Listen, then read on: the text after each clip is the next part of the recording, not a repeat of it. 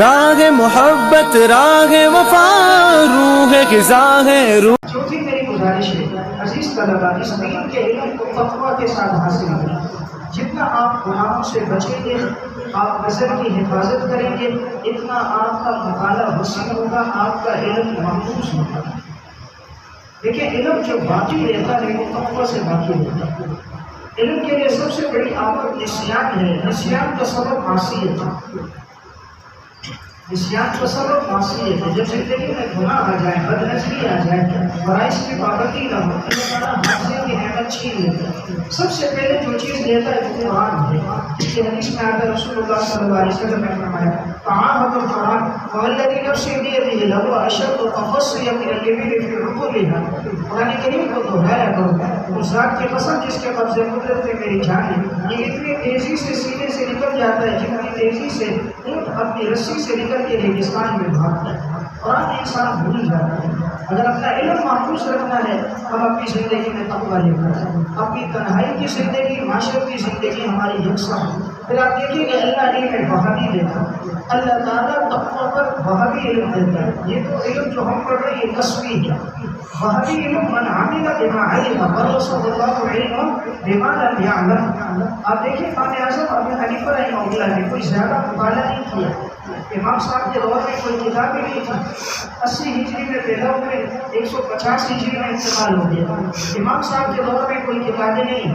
حدیث کی باقاعدہ تدوین دوسری صدی کے اواخر سے شروع ہوئی. کتابیں ساری امام صاحب کے بعد لکھی گئی. مثلاً امام عامر بن راشد توفہ 152 ہجری الجامع بعد میں. امام صاحب کا انتقال 150 میں پہلے ہے. امام سفیان ثوری متوفہ 161 کی الجامع بعد کی ہے. عبداللہ بن مبارک رحمہ اللہ متوفہ 181 ہجری کی کتاب الزہد بعد کی ہے. امام سفیان بن عیینہ متوفہ 197 کی الجامع المسند بعد کی ہے. امام محمد رحمہ اللہ متوفہ 189 کی موطا امام محمد بعد کی ہے.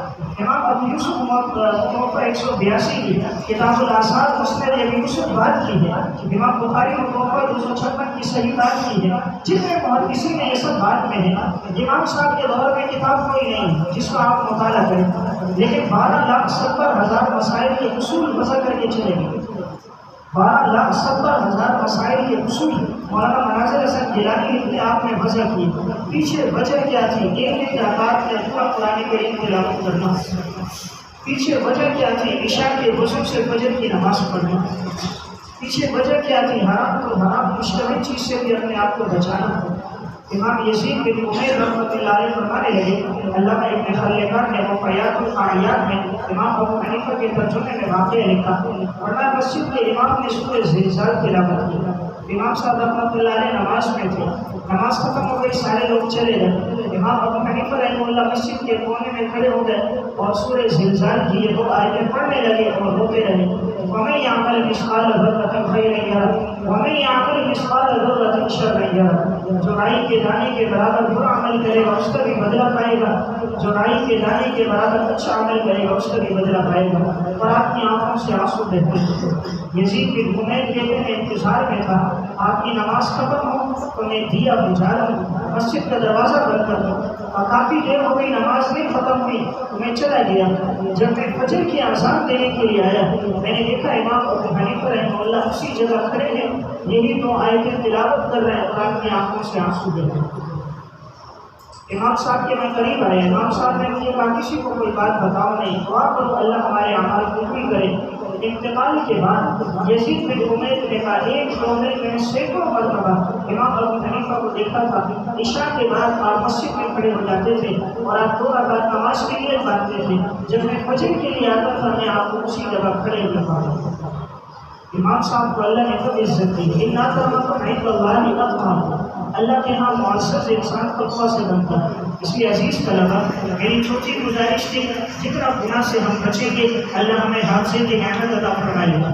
ایک واقعہ حافظ ابن حجر اسقلانی رحمۃ اللہ علیہ توفہ 852 ہجری کی کتاب ہے قواعد التأسیس بمعانی محمد بن ادریس.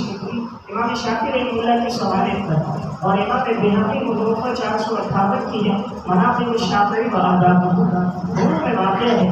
امام شافعی رحمہ اللہ جس وقت مکہ سے مدینہ جا رہے تھے امام مالک سے موطا مالک پڑھنے کے لیے 17 دنوں میں پہنچے تھے اور 17 قرآن ان کے راستے میں مکمل ہوئے تھے۔ امام شافعی قرائن کی سواری پر آئے ہیں، ان کے والد کا انتقال بچپن میں ہو گیا۔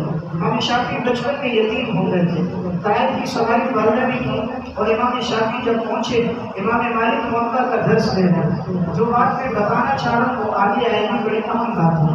امام مالک کا درس شروع ہے، امام شافعی پیچھے آ کر بیٹھ گئے، عمر ہے 10 سال، امام شافعی کی اس وقت 10 سال عمر ہے۔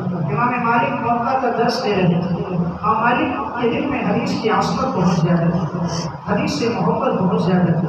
اس لیے ترتیب المدارک میں فارسی آیات مالکی متوفہ 544 ہجری میں شروع میں امام مالک کی سوانح میں لکھا ہے، آپ کبھی بھی زندگی بھر مدینہ میں سواری کے سفر میں کئی بہترین شمار نہ، یہاں پر السلام نیچے آرام فرمائے، میں سواری کے سوار ہوں کہیں بہتری نہ ہو جائے۔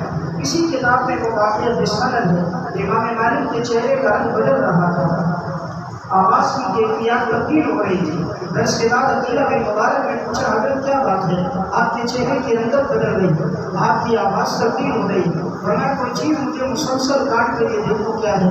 جب دیکھا گیا تمیز اٹھائی گئی تو ایک بچھو تھا جس میں 17 جگہ امام مالک کو ڈسا۔ حضرت آپ نے بتایا کیوں نہیں؟ میں نے حدیث شروع کی ہے، اپنی تقریر کا اظہار کرتا کہیں حدیث کی بےعدبی نہ ہو جائے۔ اب یہی امام مالک درس دے رہے ہیں، قاضی ایاز مالکی نے لکھا جب آپ درس کے لیے آتے نیا جبہ پہن لیتے، خوشبو لگائی جاتی سب مجلس والوں، اور امام مالک کا تخت لگا آپ صلی اللہ علیہ وسلم کے روزے کے سامنے، سارے دو سامنے بیٹھ جاتے، کسی کے مجال میں کوئی دائیں بائیں دیکھے، اگر کوئی توجہ نہ کرتا امام مالک اگلے دن اس کو اپنے درس میں بیٹھنے نہیں دیتے کہ میں حدیث پڑھاتا ہوں اور تمہاری توجہ نہیں۔ اب امام شافعی پیچھے آ کر بیٹھ گئے، امام مالک موطا کا درس دے رہے ہیں، امام شافعی کے پاس کاغذ قلم نہیں، انہوں نے دل کا لیا لعاب لگا کر اپنی ہتھیلی پر وہ حدیثیں لکھیں۔ امام مالک سمجھے کہ یہ بچہ کھیل رہا ہے، بار بار منہ میں لگاتا ہے اور اپنی ہتھیلی پہ کچھ لکھتا ہے۔ درس ختم ہو گیا، امام مالک نے بلایا، کہاں سے آئے؟ مجھے موقع سے آئے، نام کیا ہے؟ محمد بن ادریس، آئندہ میرے درس میں نہیں آنا، میں حدیث پڑھا تو ترکے کے ساتھ کھیل رہے ہو۔ امام شافعی رحمہ اللہ کی آنکھوں سے آنسو بہنے لگے، اس دور کے تلامذہ اپنی غلطیوں کی تعبیر نہیں کرتے تھے، ان کی آنکھوں سے بہنے والے آنسو ان کے ضمیر کا اظہار کر دیا۔ امام مالک نے پوچھا کیوں رو رہے ہیں؟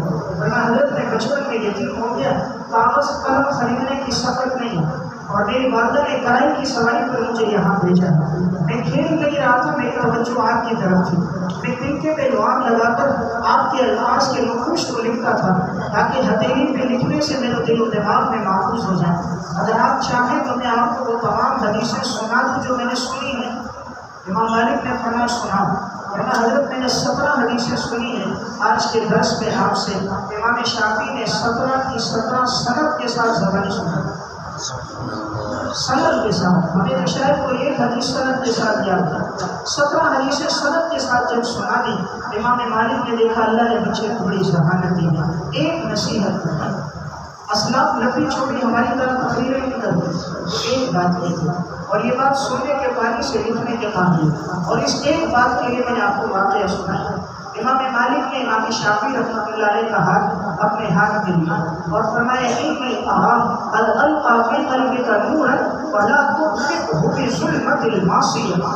پیارے بیٹے، اللہ نے آپ کے دل میں علم کا نور ڈالا ہے، اسے گناہوں کے ساتھ مٹانا نہیں۔ اللہ نے آپ کے دل میں علم کا نور ڈالا ہے، اسے گناہوں کے ساتھ مٹانا نہیں۔ امام شافعی کے دل میں زندگی بھر گناہ سے یوں بچتا تھا جیسے کوئی زہر سے بچتا ہو۔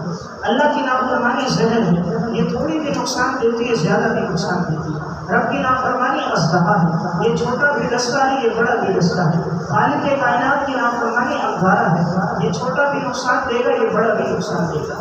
امام شافعی جب زندگی بھر گناہ سے بچے، ربیع بن سلیمان فرمانے لگے، میں نے امام شافعی کو کبیرہ ہے، میں نے کبھی ان کو صغیرہ گناہ کرتے ہوئے نہیں دیکھا۔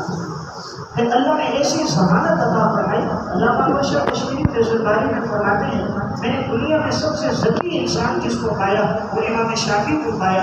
جب میں نے ان کی کتاب الرسالہ اور کتاب الفقہ کا مطالعہ کیا تو اصول فقہ کی جو مباحث، جو تفصیلات، جو تشریحات، تفریعات، قواعد اور امثلہ انہوں نے بیان کی ہے، کسی اور نے بیان نہیں کی. شاہ صاحب فرماتے تھے ضمانت امام شافعی کے ختم. جب ان سے پوچھا جاتا تھا یہ فرماتے میری زندگی پر اپنے آپ کو گناہ سے بچا. اس لیے میری چوتھی گزارش تھی عزیز طلبہ، ہم میں سے ہر ایک کوشش کرے گناہ سے بچا. پہلی بات میری تھی علم کو محنت سے حاصل کرنا. دوسری گزارش تھی وقت کی قدردانی کرنا. تیسری میں نے آپ کے سامنے گزارش رکھی اپنے مطالعے کو وسعت دیں. چوتھی میں نے گزارش رکھی آپ علم کو تقویٰ کے ساتھ حاصل کریں، گناہوں سے اپنے آپ کو بچائیں.